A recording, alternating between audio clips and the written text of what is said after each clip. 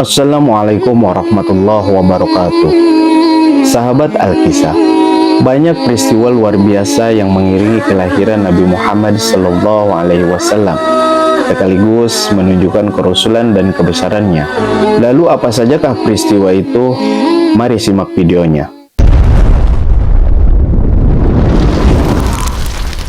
Pertama, kehancuran pasukan Gajah Abraha dengan bantuan burung ababil.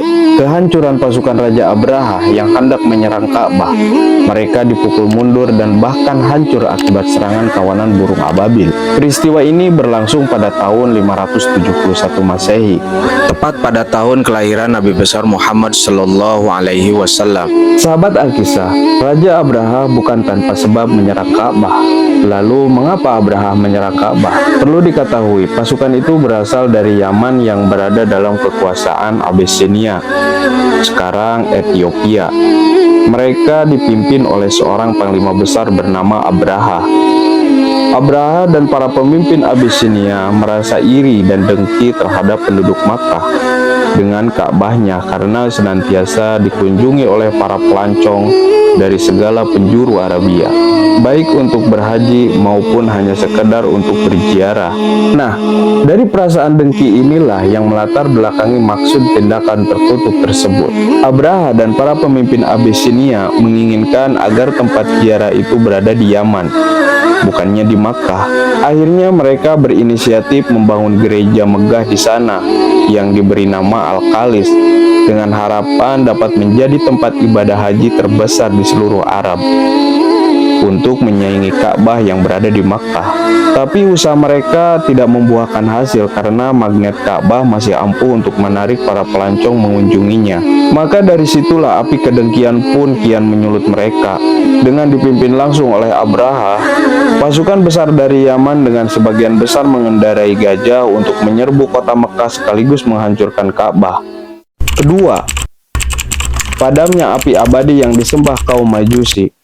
Sebagaimana yang diungkap Makjum bin Hani al-Makjumi, pada malam kelahiran Nabi Muhammad SAW, istana Kisra berguncang hingga 14 ruangannya runtuh, dan api abadi di negeri Persia yang selalu disembah kaum Majusi padam seketika. Padahal sudah ribuan tahun menyala tanpa pernah padam. Sahabat Alkisah, seiring dengan kejadian itu, lembah Sawama kebanjiran, sejumlah mata air mengering, sehingga membuat Kisra dan rakyatnya bingung dan kelimpungan. Dikabarkan pula, seorang kepercayaan Kisra bernama Al-Mubidjan bermimpi melihat unta-unta bermuatan berat. Unta-unta tersebut berjalan mengarungi sungai Tigris dan sungai Efrat, lalu menyebar ke sejumlah negerinya. Diceritakan Abu Jahra dalam kitab Khatamun Nabiyyin bahwa menurut penafsirannya, sebuah peristiwa besar di penjuru Arab akan terjadi. Nah, peristiwa yang dimaksud tak lain adalah kelahiran Nabi Muhammad SAW. Ketiga, kaum jin tak bisa lagi mengintip berita langit. Sahabat Alkisah, setelah kelahiran Nabi Muhammad SAW, kaum jin tak lagi bisa mengintip berita langit. Hal itu diakui oleh kaum jin sendiri, sebagaimana disebutkan dalam Al-Quran Surat Al-Jin ayat 8 sampai dengan 9, yang artinya, dan sesungguhnya kami telah mencoba mengetahui rahasia langit, maka kami mendapatinya penuh dengan penjagaan yang kuat dan panah-panah api.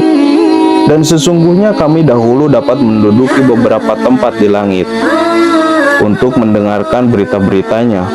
Tetapi sekarang siapa saja yang mencoba mendengarkan seperti itu, tentu akan menjumpai panah api yang mengintai untuk membakarnya. Padahal mereka sebelumnya dapat dengan mudah memperoleh kabar dan perintah langit untuk kembali disebarkan kepada juru ramal dan tukang sihir. Namun, begitu Nabi Muhammad SAW lahir, Allah Subhanahu wa Ta'ala meminta langit dihalangi dari setan dan dipenuhi penjagaan malaikat, panah-panah api sehingga mereka tak lagi bisa mendengarnya. Dikutip dari Samia Manisi dalam buku Jin-Jin Muslim Sahabat Nabi, bahwa tatkala tak bisa mengakses informasi langit, kaum jin berkumpul dan melaporkan kejadian itu kepada iblis. Mendengar laporan itu, iblis menginstruksikan agar kaumnya menyebar ke seluruh bumi, dari barat sampai timur. seraya memastikan apa yang sesungguhnya terjadi. Nah, dari pengamatan iblis tersebut, ditemukanlah bahwa di kota Mekah ada seorang bayi yang tengah dikerumuni malaikat. Bayi itu mengeluarkan sinar dan memancar ke langit. Para malaikat pun sibuk menyampaikan salam kepada panutan alam yang baru saja dilahirkan, yaitu Nabi besar Muhammad Sallallahu Alaihi Wasallam. Keempat, keajaiban yang dialami oleh ibu persusuan Nabi Muhammad Sallallahu Alaihi Wasallam. Sahabat Al-Kisah, beberapa keajaiban yang menimpa Halimah As-Sa'diyah, ibu persusuan Nabi Muhammad Sallallahu Alaihi Wasallam. Diceritakan dalam Sirah Nabawiyah Ibnu Hisam bahwa kala itu serombongan wanita dari Bani Sa'id datang guna mencari bayi yang akan disusuinya demi mendapatkan upah dan bayaran, termasuk Halimah Sa'diyah yang diantar oleh suami beserta bayi mungilnya. Akan tetapi selama 2 hari berada di Mekah, Halimah belum juga mendapatkan seorang bayi. Sahabat Al-Kisah, di antara bayi yang ada, tinggal bayi bernama Muhammad bin Abdullah yang belum mendapatkan ibu susuan. Bayi ini tidak dipilih karena kondisinya yatim. Harapan mereka mendapatkan upah dari kerja menyusuinya tak akan terpenuhi. Namun karena tak mau pulang dengan tangan kosong, akhirnya Halimah sepakat dengan sang suami untuk mengambil bayi yatim bernama Muhammad tersebut. Sahabat Al-Kisah, tak diduga begitu sang bayi diterima dan dibukakan kain bungkusnya, Halimah melihatnya penuh takjub. Wajah sang bayi yang bercahaya membuat dirinya begitu kagum, karena baru pertama kali mendapatkan bayi yang sangat luar biasa. Tak sampai di situ sahabat Al-Kisah. Begitu si bayi disusui, air susu dari Halimah mengalir deras. Bahkan unta yang ditumpangi mereka yang semula kurus seketika menjadi gemuk dan kuat untuk menempuh perjalanan. Sejak itulah keberkahan pun berlimpah, tidak hanya kepada keluarga Halimah, kan tetapi juga kepada kabilahnya. Sahabat Al-Kisah, demikian peristiwa-peristiwa tersebut. Moga itu semua akan menambah keimanan dan ketakwaan kita kepada Allah Subhanahu wa Ta'ala, menambah kecintaan kita kepada Nabiullah, Nabi besar Muhammad Sallallahu Alaihi Wasallam. Namun tak cukup sampai di situ. Esensi hikmah pelajaran yang paling penting adalah bagaimana kita bisa melaksanakan apa yang diajarkan oleh beliau dan menjalankan sunnah-sunnahnya. Moga bermanfaat. Mohon maaf bila ada kekurangan, karena kesempurnaan hanya milik Allah Subhanahu wa Ta'ala. Wallahu a'lam bishawab. Wassalamualaikum warahmatullahi wabarakatuh. Terima kasih sudah klik video ini. Sampai ketemu lagi dengan kisah-kisah inspirasi penuh hikmah selanjutnya. Jangan lupa subscribe channel ini agar tidak ketinggalan video yang lainnya. Perang Badar. Ya, perang ini disebut juga Al-Furqan, yaitu hari kebenaran menaklukkan kebatilan. Perang Badar terjadi pada tanggal 17 Ramadan 2 Hijriah.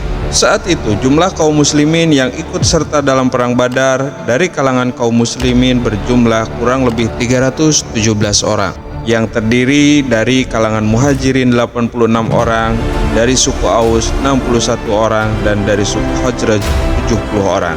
Adapun pasukan musyrikin, jumlah mereka sebagaimana yang disebutkan oleh Nabi Muhammad SAW, yaitu berkisar antara 900 sampai dengan 1000 orang. Akan tetapi walaupun demikian, kemenangan pun diraih oleh kaum muslimin. Pada perang ini, dari kalangan kaum muslimin terbunuh 14 orang, 6 orang dari kalangan muhajirin, 6 orang dari kalangan Khazraj, dan 2 orang dari kalangan Aus. Dalam perang Badar ini, yang pertama kali terbunuh pada hari itu adalah Mihja, budak yang dibebaskan Umar bin Khattab radhiyallahu an.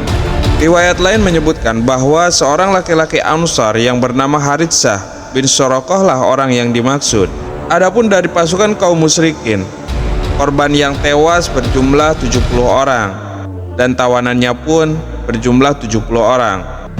Banyak sekali para sahabat yang ikut dalam perang ini yang dipimpin oleh Rasulullah Shallallahu Alaihi Wasallam, seperti Abu Bakar As-Siddiq, Umar bin Khattab, Utsman bin Affan, Ali bin Abi Thalib, Bilal bin Rabah, dan yang lainnya. Termasuk Ukasah yang mengalami kejadian luar biasa pada saat itu. Lalu apa kejadian itu? Ini dia kisahnya.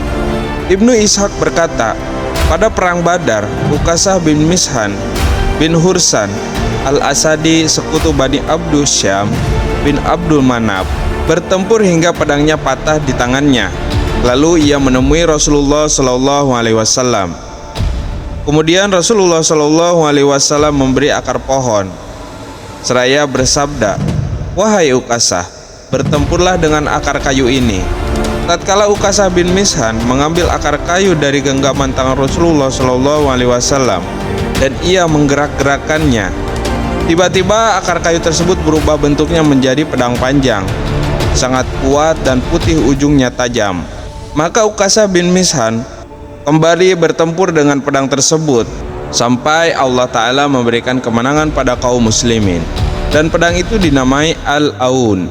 Kemudian pedang tersebut menjadi milik Ukasah bin Mishhan dan ia gunakan pedang tersebut di semua peperangan bersama Rasulullah Shallallahu Alaihi Wasallam sampai dia meninggal dunia sebagai syahid pada perang Riddah, perang melawan orang-orang murtad. Sementara pedang tersebut masih berada di genggamannya. Ukasah bin Mishhan dibunuh Tulaihah bin Khuwailid al-Asadi. Ibnu Ishaq berkata, Ukasah bin Mishhan adalah sahabat yang berkata kepada Rasulullah Shallallahu Alaihi Wasallam di saat beliau bersabda, akan masuk surga 70.000 dari umatku bagaikan bulan kala purnama. Ukasah bin Mishhan berkata dan meminta doa kepada Rasulullah Shallallahu Alaihi Wasallam, ya Rasulullah, berdoalah kepada Allah agar aku termasuk salah seorang dari mereka. Rasulullah Shallallahu Alaihi Wasallam bersabda, engkau termasuk salah seorang dari mereka. Tak mau ketinggalan, setelah itu salah seorang dari kaum Ansor berdiri dan berkata, wahai Rasulullah, berdoalah kepada Allah agar aku juga termasuk kelompok mereka. Rasulullah Shallallahu Alaihi Wasallam bersabda, Ukasah telah mendahulimu dan doa itu telah dikokohkan. Rasulullah Shallallahu Alaihi Wasallam bersabda sebagaimana dituturkan kepadaku oleh keluarganya, di antara kami terdapat penunggang kuda terbaik di kalangan orang Arab. Para sahabat bertanya, siapa gerangan wahai Rasulullah? Rasulullah Shallallahu Alaihi Wasallam bersabda, dia adalah Ukasah bin al-Mishhan. Dirar bin al-Ajar al-Asadi berkata, apakah orang tersebut salah seorang dari kami wahai Rasulullah? Rasulullah Shallallahu Alaihi Wasallam bersabda, ia bukan salah seorang dari kalian, namun salah seorang dari kami melalui aliansi. Pelajaran dan hikmah yang bisa kita ambil dari kisah ini, sesungguhnya apabila Allah sudah berkehendak, apapun bisa terjadi. Dan dari kisah ini kita bisa melihat mukjizat kebesaran Nabi kita, Nabi besar Muhammad Shallallahu Alaihi Wasallam. Dan dari kisah ini menambah kecintaan kita kepada beliau dan menambah ketakwaan kita kepada Allah Subhanahu wa Ta'ala. Moga bermanfaat. Mohon maaf bila ada kekurangan, karena kesempurnaan hanya milik Allah Subhanahu wa Ta'ala. Wallahu a'lam bissawab. Wassalamualaikum warahmatullahi wabarakatuh. Sampai ketemu dalam video selanjutnya. Terima kasih dan jangan lupa subscribe channel ini. Insya Allah jadi amal soleh. Amin ya Allah ya Rabbal alamin. Sahabat Alkisah, perkembangan peradaban manusia adalah transformasi kemajuan ilmu pengetahuan. Siapa saja mereka? Simak videonya sampai akhir. Jangan lupa subscribe channel ini, insya Allah jadi amal soleh. Abu Nasir Al-Farabi 872 sampai dengan 950 Masehi, dikenal juga sebagai Al-Farabius atau Abu Nasir. Ilmuwan dan filsuf Arab ini dianggap sebagai salah satu pemikir terkemuka di abad pertengahan. Abu Nasr Al-Farabi tepatnya berasal dari kota kuno Otrar, Kazakhstan. Karya-karya Al-Farabi berada di bidang ilmu yang cukup luas, mulai dari logika, matematika, ilmu alam, teologi, politik, dan kenegaraan hingga musik. Al-Battani 858 sampai dengan 929 Masehi. Al-Battani kental dengan ilmu astronomi dan matematika. Ia adalah pencetus dari hitungan tahun matahari, 365 hari, 5 jam, 46 menit, dan 24 detik. Ilmuwan yang biasa disebut Al-Battinius ini menemukan sejumlah persamaan trigonometri. Ibnu Sina 980 Masehi hingga 1037 Masehi. Nama Ibnu Sina alias Avicenna tentu tidak asing di kalangan para penggiat kesehatan. Ilmuwan asal Persia Saat ini Iran disebut sebagai produktif membuat karya di bidang filosofi dan pengobatan. Bahkan bagi sebagian orang, Ibnu Sina dijuluki bapak kedokteran modern. Ibnu Battuta ialah cendekiawan Maroko yang pernah menjelajahi banyak pelosok dunia, Afrika hingga Cina. Beliau adalah ahli geografi yang dijuluki Syams ad-Din. Ini menghasilkan karya berjudul Ar-Rihlah, riwayat petualangannya selama 29 tahun. Ibnu Rushd dalam bahasa Latin kerap disebut Averroes, adalah filsuf dan pemikir asal Andalus. Wilayah kekuasaan Muslim di semenanjung Liberia, Spanyol dan Portugal pada abad ke-8 sampai 15. Ia menulis dalam beberapa disiplin ilmu termasuk akidah, fikih, linguistik, kedokteran, dan astronomi. Ibnu Rushd juga kerap membuat ikhtisar tentang karya-karya Aristoteles dan Plato, sehingga kemudian dijuluki sang penafsir atau the commentator. Muhammad bin Musa al-Khwarizmi 780 sampai dengan 850 Masehi. Tokoh asal Kufah, Irak ini ahli dalam bidang matematika, astronomi hingga geografi. Berkat karya-karyanya tentang solusi sistematis dari persamaan linear dan kuadrat, Ibnu Musa al-Khwarizmi lantas diberi titel Bapak Aljabar. Umar Khayyam ialah seorang polimatik, matematikawan, filsuf sekaligus penyair asal Persia. Umar Khayyam paling terkenal dengan penemuan solusi persamaan kubik dan pemahaman aksioma paralel. Sementara di bidang astronomi, ilmuwan tersebut merancang kalender Jalali, kalender matahari dengan siklus interkalasi 33 tahun. Abu Bakar Ar-Razi alias Rajes ialah pakar sains Iran sekaligus orang pertama yang memberi penjelasan tentang penyakit cacar. Lewat buku Al-Judari wal Hasbah, ia menjabarkan perbedaan antara cacar dan campak. Selain itu, Abu Bakar Ar-Razi juga memiliki kontribusi terkait alergi dan demam, farmasi, hingga etika kedokteran. Jabir bin Hayyan 722-804 Masehi. Jabir bin Hayyan seorang polimatik terkemuka asal Irak. Ia ahli di bidang astronomi, teknologi, kebumian, filsafat hingga kedokteran. Namun kontribusi terbesarnya adalah pada ranah kimia dengan karya Kitab Al-Kimia dan temuan hukum perbandingan tetap. Ibnu Ishaq Al-Kindi 801 sampai dengan 873 Masehi. Ibnu Ishaq Al-Kindi dikenal sebagai filsuf pertama yang lahir di kalangan Islam. Ia berbahasa Arab juga Yunani. Karya-karyanya mencakup bidang metafisika, farmakologi, psikologi, hingga meteorologi. Di bidang astronomi, Al-Kindi juga menulis kitab Al-Manajir. Ibnu Al-Haytham 965 Masehi 1040 Masehi. Ibnu Al-Haytham lebih dikenal dengan nama Al-Hajjen. Ia adalah ilmuwan di bidang sains, falak, matematika, geometrik dan pengobatan, dan juga filsafat. Ibnu Khaldun 1332-1406 Masehi. Ibnu Khaldun adalah sejarawan muslim asal Tunisia. Karyanya yang paling terkenal yaitu Muqaddimah, buku yang membahas gambaran awal sejarah universal manusia, salah satu filosof sejarah non-agama paling awal. Selain itu, Ibnu Khaldun juga dijuluki Bapak Sosiologi Islam dan Bapak Ekonomi Islam. Yang terakhir, Ibnu Al-Baithar 1197-1248 Masehi. Ilmuwan muslim ini lahir di Malaga, Andalusia, Spanyol. Bidang yang ia geluti adalah ilmu tetumbuhan. Sahabat Al-Kisah, itulah tokoh ilmuwan besar muslim yang patut kita banggakan, karena dari penemuan-penemuannya hari ini merubah semua peradaban manusia dan memberikan manfaat bagi kehidupan manusia di dunia.